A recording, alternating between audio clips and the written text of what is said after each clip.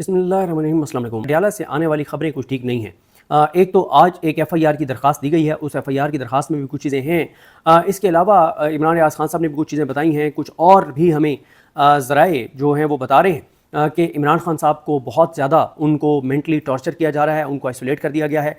उनकी अहलिया बुशरा बीबी साहिबा को भी बहुत टॉर्चर किया जा रहा है। मुसलसल एक हफ्ते से आपने देखा कि ये बात हो रही है सोशल मीडिया पर कि बुशरा बीबी को गंदा पानी जो है वो दिया जा रहा है, चाहे नहाने के लिए चाहे वज़ू के लिए। उनको जिस कैटेगरी में जो सहूलियात मिलनी चाहिए वो उनको नहीं मिल रही। उनको अपना नाश्ता खुद बनाना पड़ता है, कपड़े खुद धोने पड़ते हैं, फिर उनके पाँव पे ज़ख्म हैं, वो पट्टियाँ लगी हुई हैं, उनको भी टॉर्चर किया जा रहा है। और इस वक्त वाज़ेह तौर पर नज़र आ रहा है कि इमरान खान साहब के ऊपर जुल्म की इंतहा की जा रही है। और बताने वाले ये बताते हैं कि जब से इमरान खान कैद हुए हैं कभी भी इतनी बुरी सिचुएशन में इमरान खान को और बुशरा बीबी को नहीं रखा गया था जिस बुरी सिचुएशन में इस वक्त रखा गया। कुछ ऐसी चीज़ें हैं कि जो अगर मैं बता दूं तो वो मेरा क्लिप तो बहुत ज़्यादा वायरल हो जाएगा, लेकिन लोगों के अंदर एक तशवीश पैदा हो जाएगी और लोग बहुत ज़्यादा परेशान हो जाएंगे और फिर मतलब बड़ी चीज़ें उसके कंसिक्वेंसेस होंगे।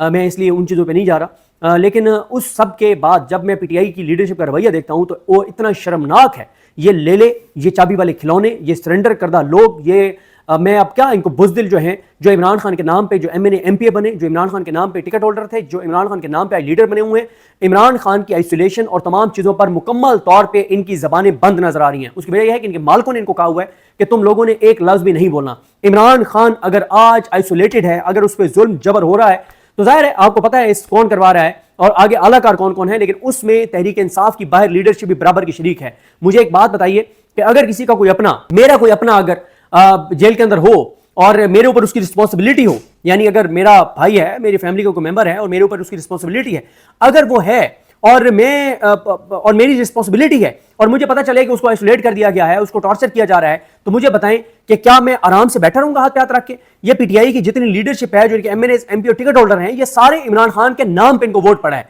लेकिन इमरान खान का ये नाम तक नहीं लेते। इमरान खान को जो टॉर्चर किया जाता है उस पर ये बात नहीं करते। इमरान खान को जो अजियत और तकलीफ इमरान खान उसके लिए को दी जा रही है उस पर बात तक नहीं करते। क्यों? क्योंकि इनको कह दिया गया है। मैं एक खबर की आपको तस्दीक कर रहा हूं, मैं आपको पूरी जिम्मेदारी और ईमानदारी से आपको इस खबर की तस्दीक कर रहा हूं कि ये जो फ़हीम अख्तर साहब ने जो एक व्लॉग किया है जिसमें उन्होंने पार्लिमानी पार्टी का इजलास का अंदरूनी अहवाल बताया, सियासी कमेटी के इजलास का और पार्लिमानी कमेटी के इजलास का उन्होंने अंदरूनी अहवाल बताया है। आप अगर फ़हीम अख्तर लिखेंगे यूट्यूब में तो फ़हीम अख्तर आपको उनका वो व्लॉग मिल जाएगा, आप वो देख सकते हैं। मैं एक चीज़ की आपको तस्दीक कर सकता हूँ कि PTI के अरकान असम्बली की अक्सरियत MNAs और MPAs ये समझते हैं कि इमरान खान की पॉलिसी गलत है, हम इमरान खान की पॉलिसी पे मजीद नहीं चल सकते। इमरान खान फौज से टकराव चाहता है, हम फौज से टकराव नहीं कर सकते। और उन्होंने MNAs और MPAs की अक्सरियत ने हाथ खड़े कर दिए हैं और MNAs MPAs की अक्सरियत जो है वो इमरान खान के ट्वीट को रीट्वीट नहीं करते। इमरान खान को जो आइसोलेट कर दिया गया है उसके ऊपर कोई वीडियो पैगाम जारी नहीं करते, कोई ट्वीट नहीं करते, कोई अडयाला के बाहर नहीं आता। कल फिर अडयाला के बाहर देखें, इस वक्त इमरान खान की उनकी बहनों से मुलाकात बहुत नागुज़ीर हो चुकी है। अगर इमरान खान की उनकी बहनों से मुलाकात होगी तब चीजें क्लैरिफाई होंगी, वरना खबरें कोई अच्छी नहीं आ रही। और साथ ही आप देख रहे हैं कि सुहेल वड़ाई साहब ने कॉलम लिखा और उसमें कहा कि इमरान खान के साथ भुट्टो वाला सलूक हो सकता है, यानी खुदा न खास्ता उनका अदालती कत्ल हो सकता है, उनको जेल के अंदर मारा जा सकता है। इससे पहले 5 अगस्त को अलीमा खानम साहबा का बयान मौजूद है कि हमें धमकियां दी जाती हैं कि इमरान खान को जेल में कत्ल कर दिया जाएगा। इस वक्त जो इमरान खान के साथ हो रहा है वो पिछले 2 साल में कभी नहीं हुआ। इमरान खान को कोई मेरे ख्याल को 750 दिन तकरीबन हो गए उनकी कैद को, ना कैद को, और इस वक्त उनकी कैद को तहरीक इंसाफ की बाहर लीडरशिप ने नॉर्मलाइज कर दिया है। उनके साथ मुलाकातों की पाबंदी, मैंने एक सवाल किया ट्विटर के ऊपर, अगर इस सवाल का जवाब है PTI की लीडरशिप के पास, उनकी लीगल टीम के पास, मुझे जवाब भिजवा दें। मैं अपने ब्लॉग में बता दूंगा कि इमरान खान साहब जो हैं उनके साथ जो मुलाकातें नहीं करवाई जा रही, क्या आपने उसके ऊपर इस्लामाबाद हाई कोर्ट में रुजू किया है? अगर आपने इस्लामाबाद हाई कोर्ट में रुजू किया तो उसके बाद आपने अर्ली हियरिंग की दरखास्तें डाली हैं।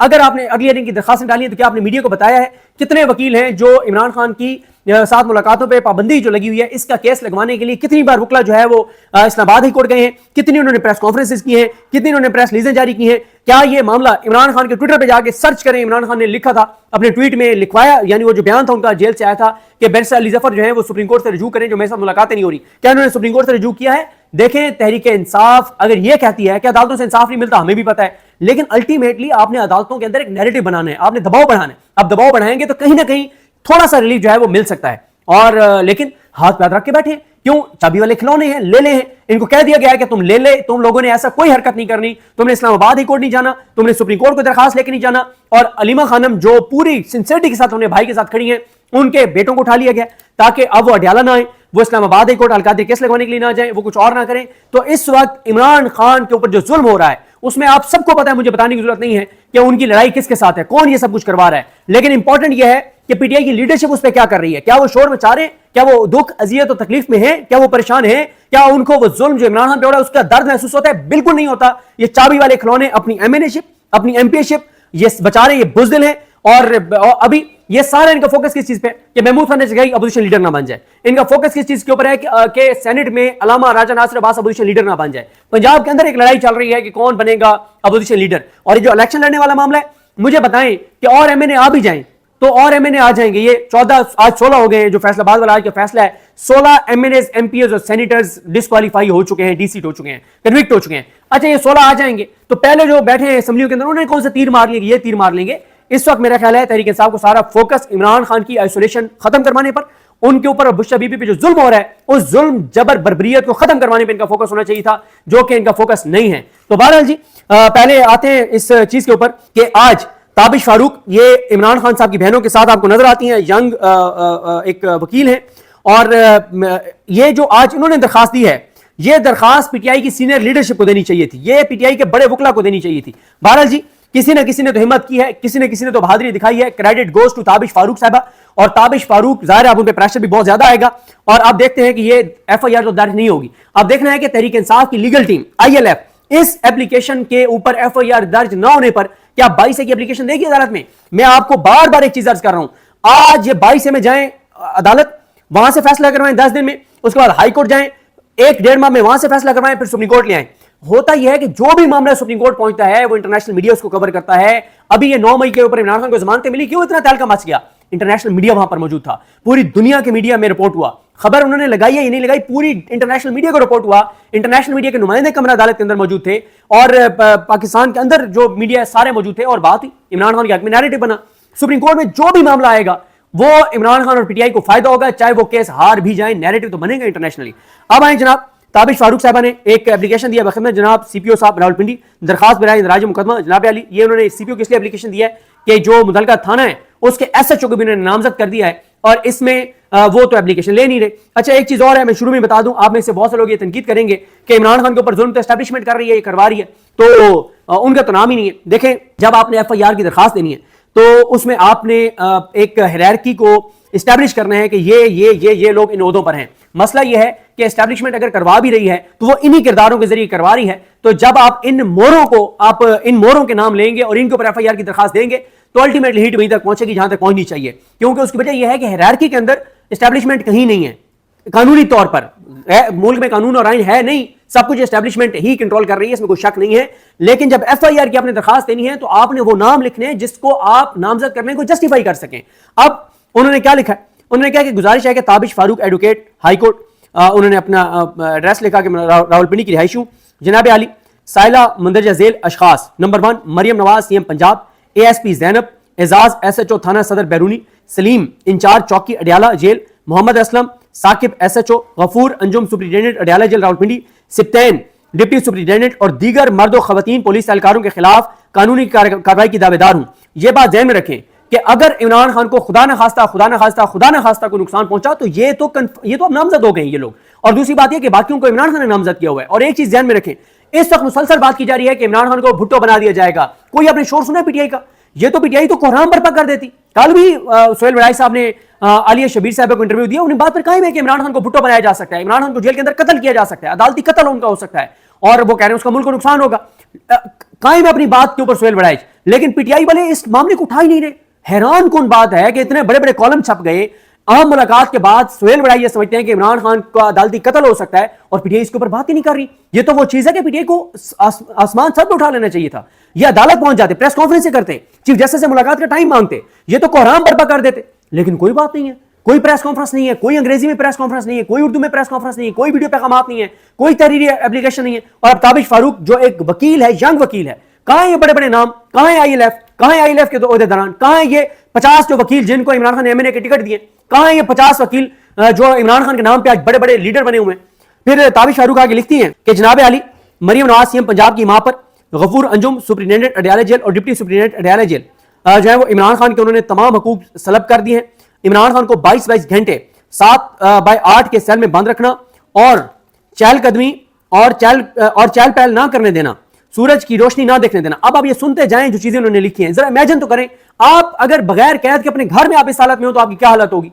लेकिन इमरान खान इस हालत में, और बाहर इनको फिक्र ही नहीं है, इन चाबी वाले खिलौनों को, इन लेलों को इनको फिक्र ही नहीं है, इनको अपनी मराद, ये बुज़दिल हैं, ये डरते हैं बात करने से। और जब सोशल मीडिया बात करते हैं तो जाके सोशल मीडिया की एजेंसियों को शिकायतें लगाते हैं कि जी हम तो कुछ नहीं करना चाहते, ये सोशल मीडिया हमारे ऊपर दबाव बढ़ा देता है, आप इनको उठाएं, फलाने को उठाएं, फलाने को उठाएं, ये करवाते हैं ये ले एजेंसियों को कह के। अच्छा, वो कहती हैं कि 22 घंटे इमरान खान को एक छोटे से सेल में बंद रखा जाता है, उनको चहल पहल नहीं करने दी जा रही, सूरज की रोशनी को नहीं देखने दी जा रही, उनकी बिजली बंद कर दी जाती है, उनको साफ पानी नहीं दिया जा रहा, किताबें उनको नहीं दी जा रही, फैमिली मेंबरान की एक्सेस नहीं है, उनकी अपने बेटों से बात नहीं करवाई जा रही, उनकी जो एहलिया है उनसे, बुशरा बीबी जो जेल में कैद है उनसे मुलाकात जो है वो नहीं करवाई जा रही, उनके डॉक्टर्स की एक्सेस नहीं है, आसिम यूसुफ साहब, फैसल सुल्तान साहब, समीना नियाज़ी साहिबा। फिर वो कहती हैं कि हाई कोर्ट के ऑर्डर्स की नाफरमानी और तौहीन जैसे संगीन जराइम का इर्तिकाब कर रहे हैं ये 8 लोग जिनके नाम मैं ऊपर बता चुका हूं।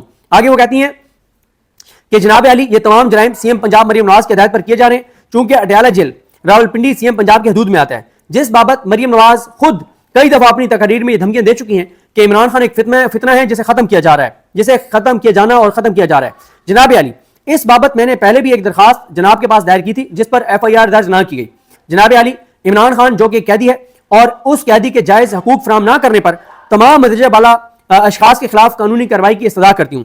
जनाब Ali, Zainab ASP, Ejaz SHO, Saleem in charge चौकी अडयाला, मोहम्मद असलम साकिब SHO और मजीद 2 खवातीन पुलिस एहलकारान उन्होंने बासलाह मशवरा होकर इमरान खान की फैमिली मेंबरान अलीमा खानम, डॉक्टर उज़मा खान, नौरीन नियाज़ी और दीगर फैमिली मेंबरान को बावजूद अदालत के हुक्म यानी इस्लामाबाद कोर्ट के हुक्म के बावजूद हर मंगल के रोज अडयाला जेल के गेट नंबर 5 तक गैर कानूनी नाकाबंदी करते हुए चक्री इंटरचेंज जो है वहां पर रोक लिया जाता है और आगे उनको नहीं आने दिया जाता।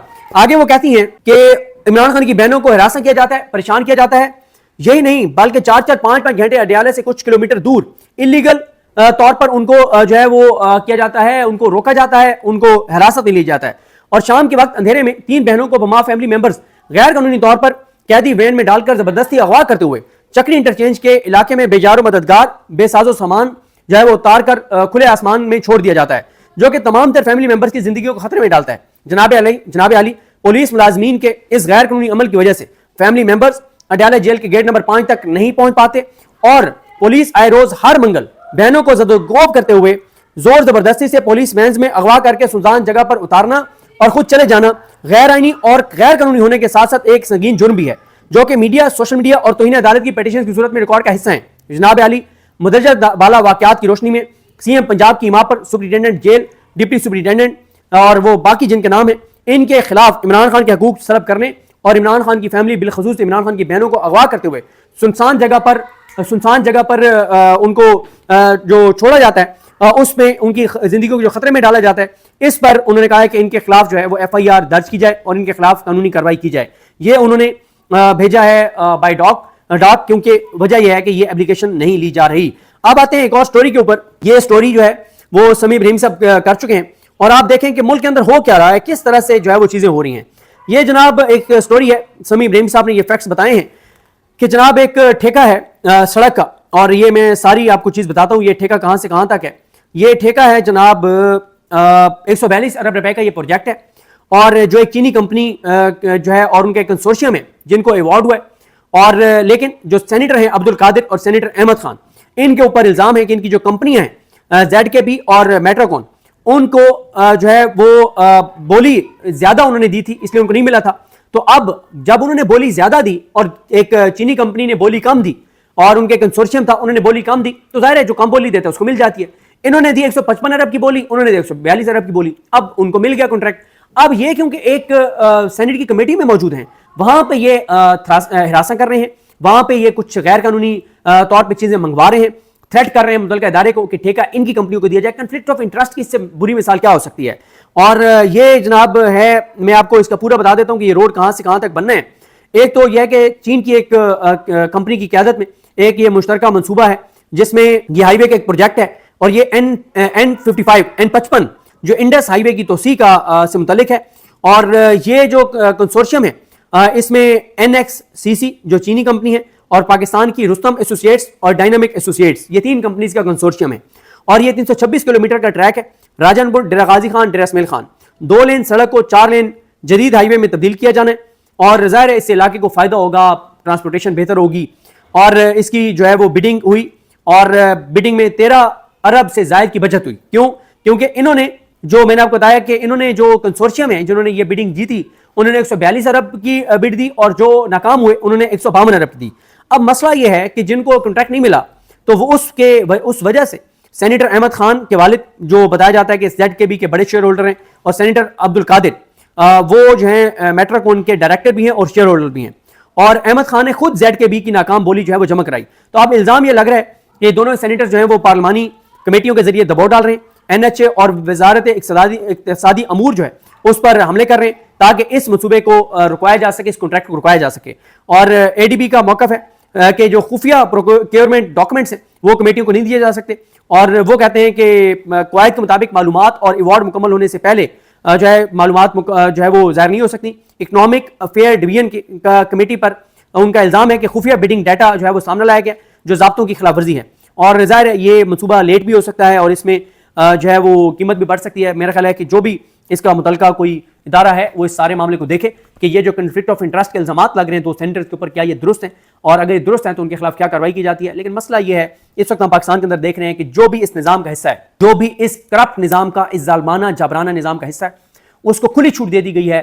وہ جیسے مرضی کرے, جو مرضی کرے, چاہے اس سے پاکستان کو نقصان ہوتا رہے, لیکن ان کو لاڈلوں لاڈلیوں کو کچھ نہیں کہنا جو اس نظام کے ساتھ چل رہے ہیں.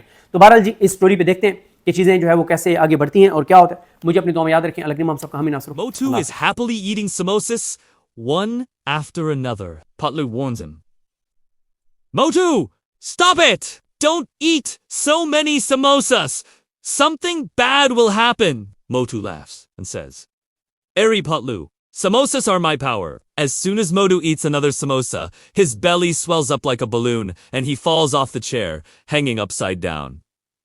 Everyone around starts laughing loudly. Patlu shouts, I told you, Motu, you and your samosas, always upside down. Motu, holding his belly, says, Patlu, maybe I'm upside down, but the samosa went straight into my stomach. Everyone bursts into laughter.